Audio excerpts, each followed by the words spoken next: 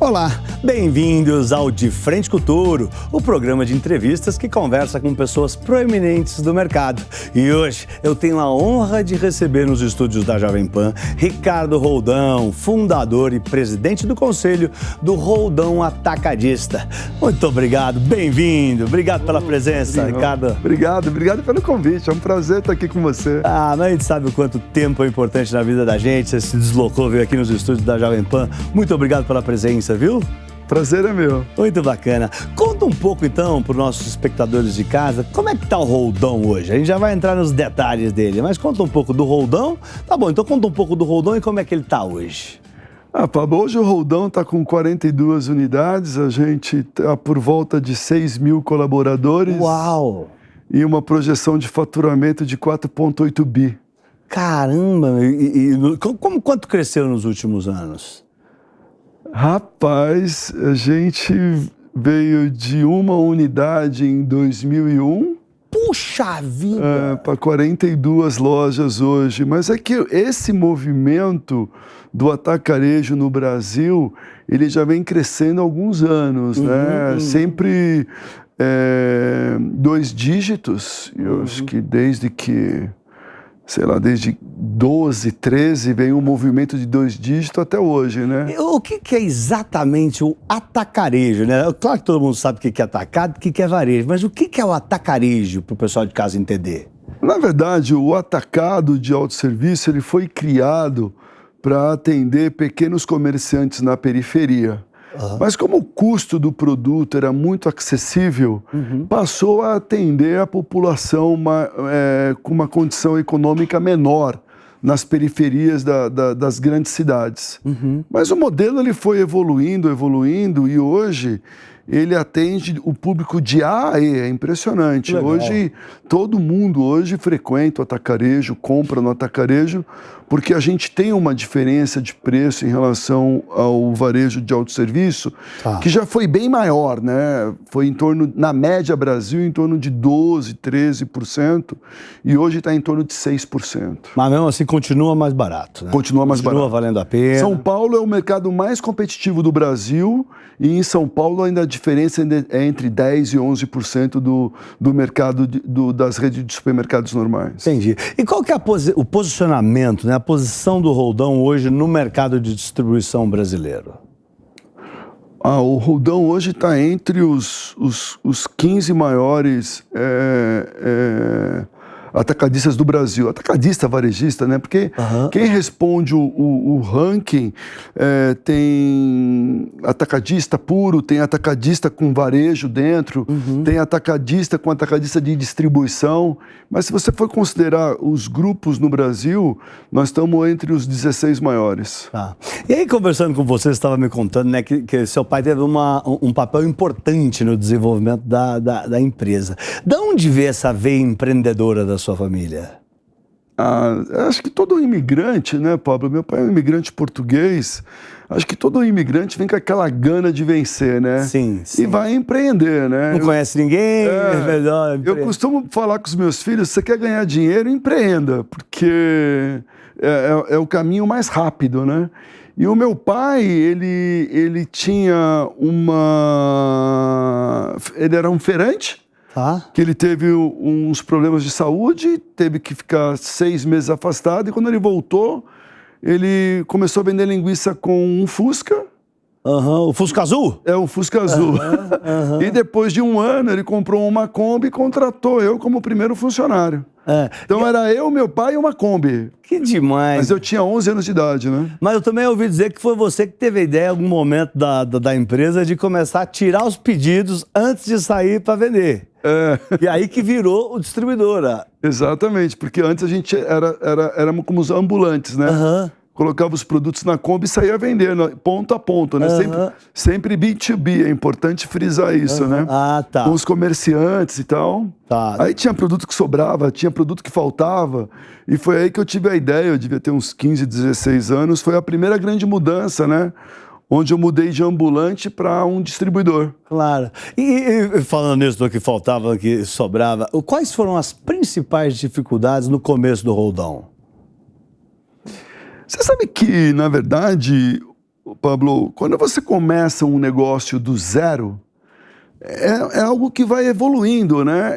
É o que eu chamo daqueles empreendedor raiz mesmo. Sim, sim. Aquele empreendedor pela necessidade. Claro. Porque hoje em dia tem muito empreendedor, e eu respeito, que levanta capital, que até mesmo um passado recente, a turma queimava caixa para fazer o negócio rampar, etc. Aí eu acho que é um empreendedorismo mais estruturado. Mas o nosso era empreendedorismo raiz, né? A gente ia crescendo conforme Andar da carruagem. Exato. Então deixa eu reformular a pergunta. Assim, qual foi o momento mais difícil nessa caminhada? Eu acho que quando foram as mudanças, né, que nós tivemos, né? Porque do ambulante para o distribuidor, até você se adaptar ali, passar nesse esquema de distribuição, tem algumas outras alavancas que você tem que ter, algumas outras expertise para fazer acontecer. Depois teve também quando a gente mudou para a loja balcão para uma grande distribuidora, que isso foi em 90 e... Mudou de endereço. Exato. Que a gente construímos uma grande distribuidora, que aí nós descobrimos que a distribuição, ela além de ser muito mais trabalhosa, começava a surgir os atacados de autosserviço. Aí também nós fizemos um grande investimento, falou, caramba, será que é isso mesmo? Acho que não, então vamos para o autosserviço.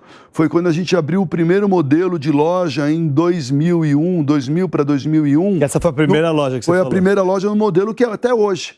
Uau! Entendeu? Então, essas mudanças do ambulante para o distribuidor, do distribuidor para o autosserviço, sempre quando teve essas grandes mudanças, que foram que tivemos os grandes desafios, porque a gente não conhecia. Quando você aprende a ser ambulante, depois você aprende a ser distribuidor, para você ter empresa de autosserviço, é completamente diferente. Claro. Completamente diferente.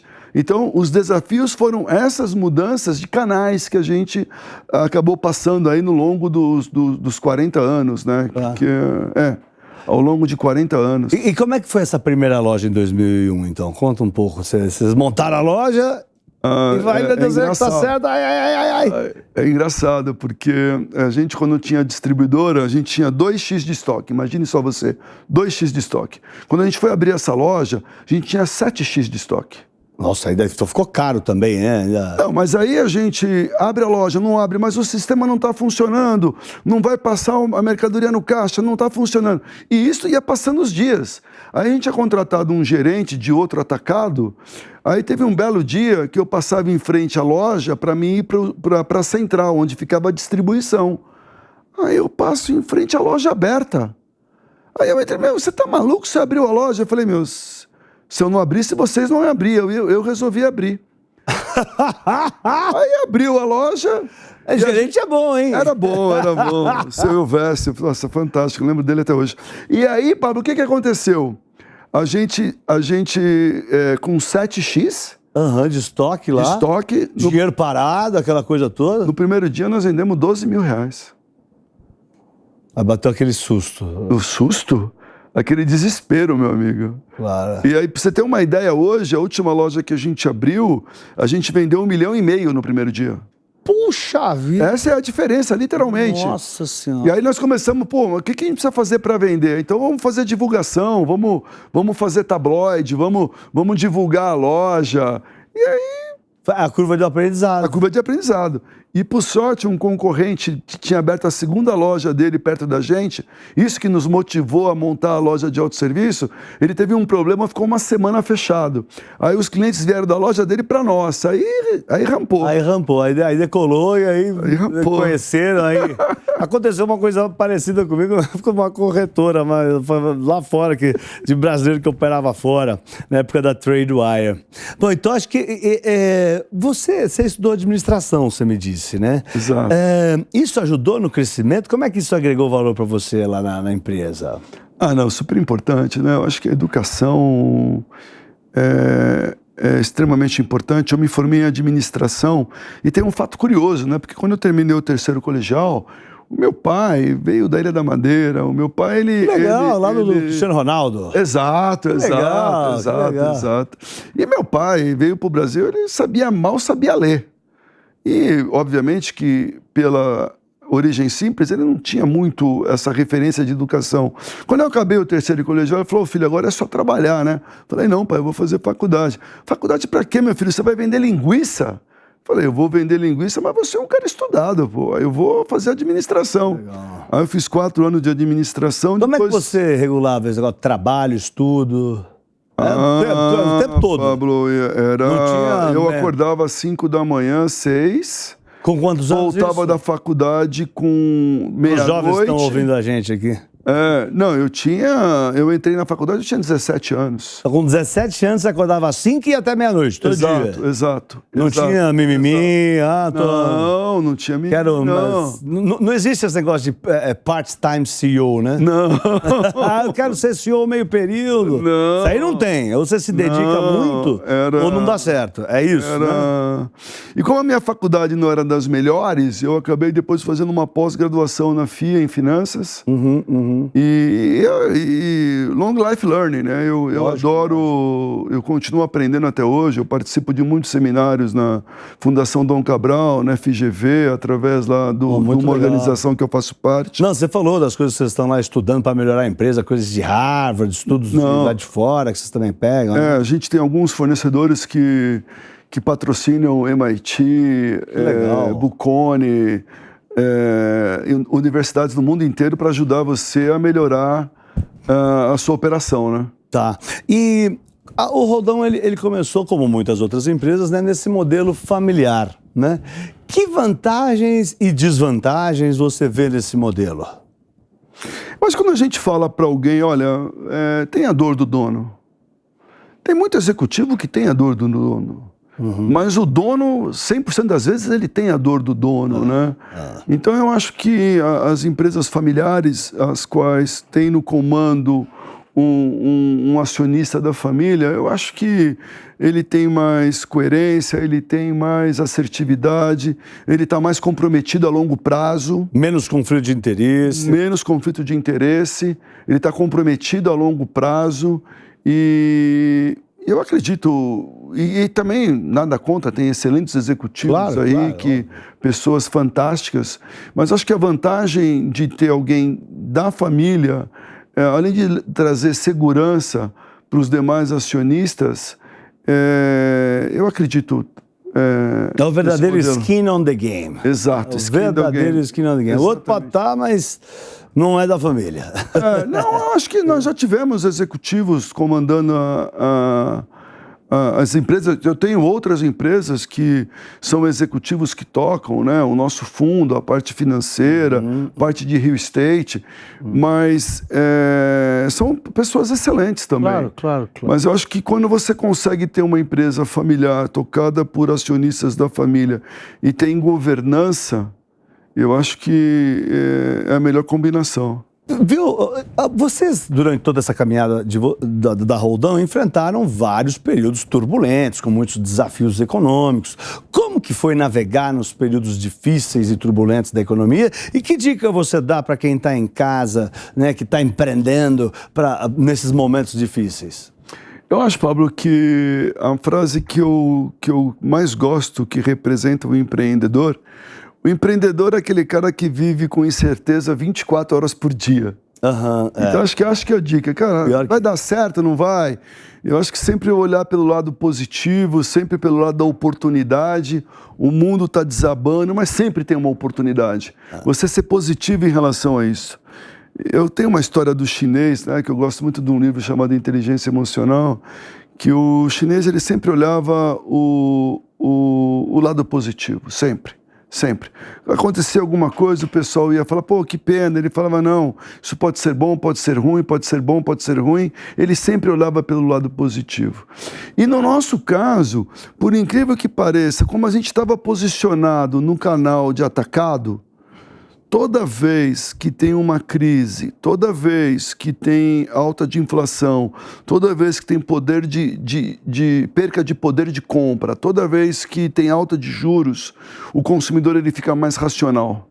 É isso, por incrível que pareça, é isso que fez o atacado, o atacarejo crescer muito no Brasil. Porque a população entendia que nesse canal ela ia conseguir economizar. Então você pega lá 2002 com o Lula, aquela expectativa do Lula que tinha sido eleito, dólar a R$5, inflação, vai acabar o Brasil. Não, foi bom. 2008, subprime, foi bom. Dilma, 2014, foi bom. De lá para cá, todas essas grandes crises que teve, onde a economia teve dificuldade, teve queda, teve até, acho que 2015, 2016, o PIB foi negativo. Sim. A gente cresceu 2 dígitos. Sim. Então, é o que eu falo, sempre existe uma oportunidade. E a gente estava, eu costumava brincar que a gente estava numa ilha de prosperidade cercada por um mar de sangue, né? Sim. Entendeu? E a gente estava numa ilha de prosperidade. Hoje, o mercado está mais difícil. Quando você pega São Paulo, pega Brasil, a capilaridade. Vou dar um dado importante aqui, você que gosta. Nos últimos 12 meses, abriram 250 lojas de autosserviço. Nossa Senhora. De atacado. De 1.200... São lojas gigantes, não é uma lojinha. Não transformação... De 1.250 foi para 1.500 lojas. Quer dizer, cresceu 20% o número de lojas em um ano. Como é que um negócio que foi construído em 30, em um ano sobe 20% o número de lojas? E quando você pega... Pode saturar um pouco, né? E quando você pega 300 lojas que já existiam, elas passam a não ter crescimento e sim ter decréscimo. Claro. Elas passam a não crescer e perder em relação ao ano passado. Então a gente vive um momento hoje também de juros altos, inflação alta, perda do poder de renda da população. Você pega uma população extremamente endividada, então a competição ela é muito maior e obviamente que como sempre, a gente tem que tentar enxergar aqui como que você consegue ver uma oportunidade, até mesmo de uma questão de difusão, de aquisição. Isso vai ter que ocorrer para regular o mercado, porque abriram-se muitas lojas. Essa história que você contou do chinês é aquela que, sei lá, ele tinha um cavalo, aí o cavalo foge. Exato. Aí veio o vizinho e fala, seu cavalo fugiu, que horror. Ele fala, não sei. Aí pode o cavalo ser bom, pode ser ruim. O cavalo volta com 12. Aí o filho dele sai para andar no cavalo novo, quebra o braço. Aí fala, seu filho quebrou o braço. Exato. Que horror. Ele fala, não sei. Aí tem guerra, e o filho dele não vai porque tá com o braço quebrado. Exatamente. Essa é uma história muito bonita, muito legal mesmo. Eu gosto muito. É que se eu fosse contar aqui, ia demorar muito. Deu um touro de ouro aqui, Mas é inteligência emocional o livro, vocês vão gostar. Emocional, bela dica. De qualquer maneira, assim, o setor de distribuição evoluiu muito no Brasil, desde que vocês começaram. E vocês fizeram parte de toda essa evolução. Como é que vocês agregaram valor para esse mercado, né? Como é que vocês ajudaram na evolução do mercado de distribuição no Brasil? O que acontece? O atacado de autosserviço, ele acabou fazendo o papel de distribuição para o pequeno comerciante a partir de 94. Não sei se você se lembra, né? Você era jovem, né, Pablo, em 94? Eu não sou novo, não. Viu? Era um meninão em 94, onde a inflação era 80% ao mês, ao ano, nem lembro mais. Sim. E em 94... Ao mês. Com o plano, era uma loucura. Era um mês. E com o plano real, com o plano real, com aquela estabilidade, começou a se ter milhares de empreendedores. Então, o autosserviço, ele acabou fazendo um papel muito importante para a distribuição. Eu não sei se você lembra os caminhões que tinham na cidade para fazer distribuição no pequeno comércio. Aqueles caminhões enormes da Brahma, da Coca-Cola. E aí, quem faz esse papel hoje? São as lojas de autosserviço. Então, o cash and carry, o atacarejo hoje, ele ajuda na distribuição para o pequeno varejo, que hoje, para você ter uma ideia, já foi mais, agora é menor, a participação da pessoa física em faturamento nas nossas lojas já chega a 65%. Uau! E 35% é o PJ, que a gente chama, né? Que é o transformador, aquele que pega a farinha e o queijo faz a pizza, é o revendedor, aquele cara que pega o leite, a lata de ervilha, revende no mercado dele, e é o utilizador, que aí pode ser o estúdio aqui da Jovem Pan, se quiser ser cliente do Roldão, vai ser um prazer. As igrejas, escritórios, que usam os produtos para o consumo próprio dentro de um estabelecimento. E as pessoas físicas. Tá. E quais são os diferenciais do Roldão para continuar crescendo nesse mercado? Porque é difícil crescer hoje em dia, né? O que você estava falando. Olha, hoje eu acho que o maior diferencial... Sem contar nenhum segredo para a concorrência, claro. Não, mas eu acho que hoje, Pablo, o grande diferencial é você conhecer o cliente. Tá. É você conhecer esse cliente, mas conhecer ele a fundo. Conhecer o Pablo. O Pablo gosta de fazer churrasco no sábado. O Pablo tem... Gosta de tal carne. Tal carne. O Pablo... o Pablo tem tantos filhos, mas os filhos são pequenos. Fralda. Vai precisar de fralda. Então você tem que conhecer o cliente. Ele viaja. Então você tem que passar para o Pablo ofertas direcionadas de acordo com o seu perfil de consumo. Isso vai fazer muita diferença, porque e hoje a disputa... com tecnologia? Tecnologia, com CRM. Porque a disputa pelo cliente é tão grande, tão grande, tão grande, que daqui a pouco, Pablo, eu brinco que atacarejo vai estar que nem farmácia, né? Claro. Você vai num cruzamento, tem 4 farmácias, uma em cada esquina. Sim, sim. Então, qual que você vai escolher? Nem sabe, né? Às vezes você gosta das 4. Às vezes tem as 4, você gosta das 4.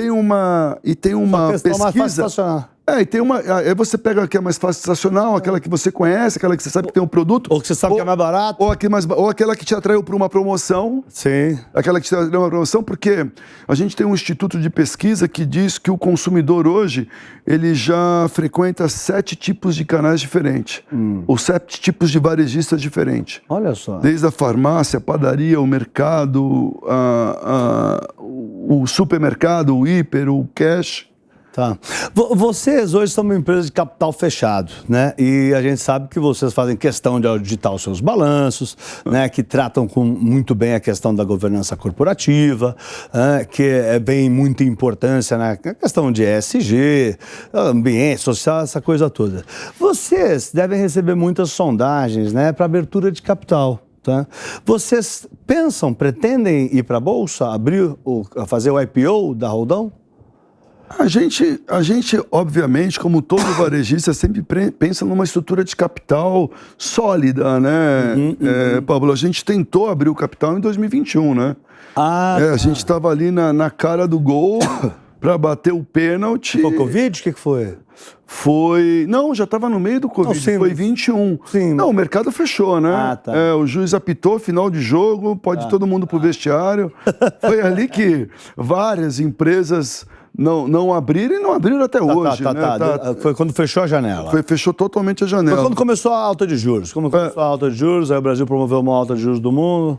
Mas só que hoje também, o que eu venho conversando com alguns bancos, o volume também, né, é importante, né? Então você tem que ter uma escala maior do que você teria que ter em 2021, né? Porque você vai lembrar que em 2021 até gente que vendia roupa usada abriu capital, né? Sim.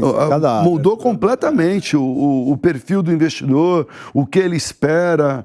E ele, obviamente, quer que esteja um float de pelo menos 2, 3 bi, né? Porque senão... Então, para alcançar isso, vai demorar um pouco agora. Mas, por exemplo, alguma fusão ou aquisição, comprar alguém, vocês têm isso no radar? Eu acho que sim, a gente tem essa possibilidade de fazer fusão. Eu acho que é uma das maneiras, hoje até mesmo, quando você olha os players maiores, você fica lá, porque a gente... tá bom, Ricardo, você fatura 4,5, 4,8. Pô, você é uma empresa gigante. Não sou. O segundo colocado fatura 55 e o primeiro fatura 100 bi. Quer dizer, então se esses caras que não são pequenos, mas também não são grandes, não pensarem em alguma estrutura para fazerem companhias de 10, 15, 20, para poder competir, porque esse é um mercado de escala. Entendi. Não, interessante, hein? E vocês têm planos de abrir novas lojas? Sim. Abrimos 3 lojas o ano passado. Mais algum novo segmento? Pretendemos abrir mais 3 esse ano. Então, desculpa, eu cortei você. Eu falei, repete, por favor. A gente abriu 3 e pretende abrir mais 3 esse ano. Tá. Algumas só no setor de varejo? Não, sempre com esse modelo de atacarejo, de cash and carry. Tá. E suas expectativas para o nosso Brasilzão? O que você tem de expectativa aí? Você está otimista para os próximos anos? Como é que tá? Eu estou no Brasil, né, Pablo? Eu sou um eterno otimista em relação ao país. Tem que ser. A gente praticamente... Eu sou tourinho. Todo o nosso ativo e líquido é no Brasil. Uhum. Eu acredito muito nesse país. Eu acho que de um certo ponto vai passar ainda uma turbulência aí nos próximos... Eu imagino 12, 15 meses até conseguir estabilizar essas questões fiscais, de juros, etc. Mas o Brasil é e sempre será um grande lugar para você investir. Mas agora a gente está chegando numa parte da entrevista que é para conhecer um pouco mais de você, do Ricardo, o pessoal em casa conhecer um pouco, chama bate-touro essa parte da conversa, que eu falo uma palavra e você fala o que vier na cabeça. Tá pronto? Bora! Então vamos lá. Um ídolo do Ricardo. Meu pai. Opa! Uma viagem. Salado Uyuni. Opa, essa nem eu conheço. Salada Uyuni, onde fica? É o deserto de sal da Bolívia. Ah, tá. Pô, desculpa a ignorância aí, você de casa que sabia. Um sonho. Longevidade. Puxa, que inteligente também. Vou inventar um negócio. Elon Musk está trabalhando. Um erro para não ser repetido. Não achar que eu tenho sucesso. Ah, boa. E para finalizar, um guru. Rei Dalio. Aí sim, esse é um gigante, Tem um livro bom também. Tem vários livros bons ele. Bom, gente, é isso aí. Muito obrigado, Ricardo. Que conversa gostosa, cheia de conteúdo. Eu que agradeço, maravilhoso. Muito bom, gente. Me diverti bastante. É isso aí. Gente, eu tive o prazer de conversar com o Ricardo Roldão, fundador e presidente do Conselho da Roldão Atacadista, essa gigante aí do mercado. Uma conversa muito construtiva. Você que está acompanhando aqui a Jovem Pan, fique conosco e aproveite a próxima atração.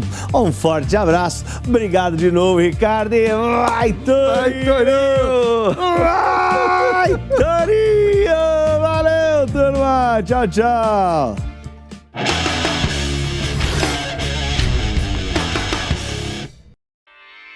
Realização Jovem Pan News.